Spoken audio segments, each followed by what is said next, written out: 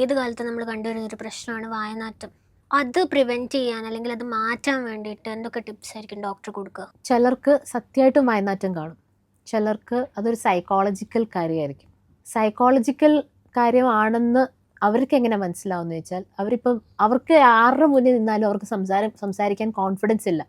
അവരിങ്ങനെ അയ്യോ എൻ്റെ വാ നാറുന്നുണ്ടോ ടെൻഷനാണ്. അങ്ങനെ ഒരു പേഷ്യൻ്റ് ഈ റീസെൻ്റ്ലി ക്ലിനിക്ക് വന്നു. ഞങ്ങളോട് പറയുന്നത് എനിക്ക് വായനാറ്റമാണ്, എന്താണ് ചെയ്യേണ്ടത്? ഞങ്ങൾ നോക്കുമ്പോൾ നല്ല ഓറൽ ഹൈജീൻ മെയിൻ്റനൻസ്, ഒരു കേടും ഇല്ല, ഗംസ് ഒക്കെ ഹെൽത്തി ആയിട്ടിരിക്കുകയാണ്, ടോൺസിലൈറ്റിസ് ഇല്ല, സൈനസൈറ്റിസ് ഇല്ല, ഒരു പ്രശ്നവും ഇല്ല. പുള്ളി പറയുന്നത് എനിക്ക് വാ നാറുന്നു, എനിക്കതാ പ്രശ്നം. ഞങ്ങളെല്ലാം നോക്കി, കേടുണ്ടോ? ഒന്നുമില്ല. ഫൈനലി ഞാൻ ചോദിച്ചു, സത്യമായിട്ട് വായനാറ്റം ഉണ്ടോ? അങ്ങനെ ഫീൽ ചെയ്യാറ് ആര് പറഞ്ഞു? ആരെങ്കിലും പറഞ്ഞിട്ടാണോ പറയുന്നത്? അല്ല, എനിക്ക് തോന്നാറുണ്ട്. ഞാൻ പറഞ്ഞു എന്തെങ്കിലും ടെസ്റ്റ് ചെയ്തിട്ടുണ്ടോ? അപ്പം പുള്ളി പറഞ്ഞു ഇല്ല, ടെസ്റ്റില്ല, എനിക്ക് എപ്പോഴും വായ നാറുക. അപ്പം ഞാൻ പറഞ്ഞു എന്നാൽ ഒരു കാര്യം ചെയ്യ്, ഇച്ചിരി നമ്മുടെ കൈ ഇച്ചിരി ഒന്ന് നക്കിയിട്ട് ഒന്ന് സ്മെല്ല് ചെയ്ത് നോക്ക്, എന്നിട്ട് സ്മെല്ലുണ്ടോയെന്ന് ചെക്ക് ചെയ്യും. അപ്പോൾ പുള്ളി പറഞ്ഞു അത് ഞാൻ ചെയ്തിട്ടുണ്ട്, അന്നേരം ഒന്നുമില്ല.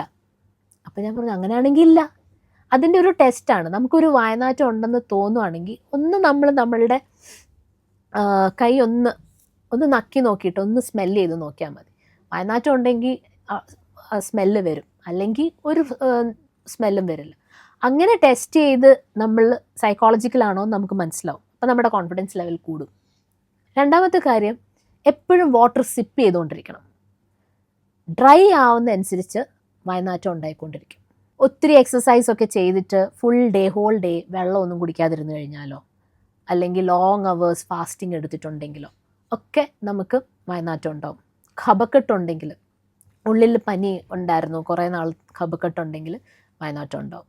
വയറിന് എന്തെങ്കിലും പ്രശ്നം ഉണ്ടെങ്കിൽ, മോഷൻസ് ഒന്നും ക്ലിയർ ആയിട്ടില്ലെങ്കിൽ പ്രശ്നം ഉണ്ടാവും.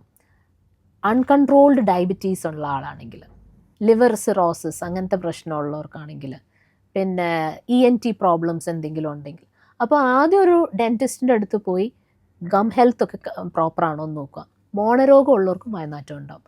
പല്ല് കേടുണ്ടെങ്കിൽ വായനാറ്റം ഉണ്ടാവും. ഇത് ആക്ച്വലി ഒരു മൾട്ടി ഡിസിപ്ലിനറി അപ്രോച്ചാണ്. വായിൽ ഏറ്റവും ആദ്യം ഒരു ഡെൻറ്റിസ്റ്റിനെ കണ്ടിട്ട് ഗം ഇൻഫെക്ഷൻസ് ഉണ്ടോ, ക്യാവിറ്റീസ് ഉണ്ടോ, അഴുക്ക് കാൽക്കുലസ് അല്ലെങ്കിൽ ടാർട്ടാർ ഉണ്ടോ എന്നൊക്കെ നോക്കി അതിൻ്റെ ട്രീറ്റ്മെൻറ്റ് ആദ്യം ചെയ്യിപ്പിക്കുക. അത് കഴിഞ്ഞിട്ട് ENT സ്പെഷ്യലിസ്റ്റിനെയും ഗ്യാസ്ട്രോഎൻട്രോളജിസ്റ്റിനെയും കാണുക.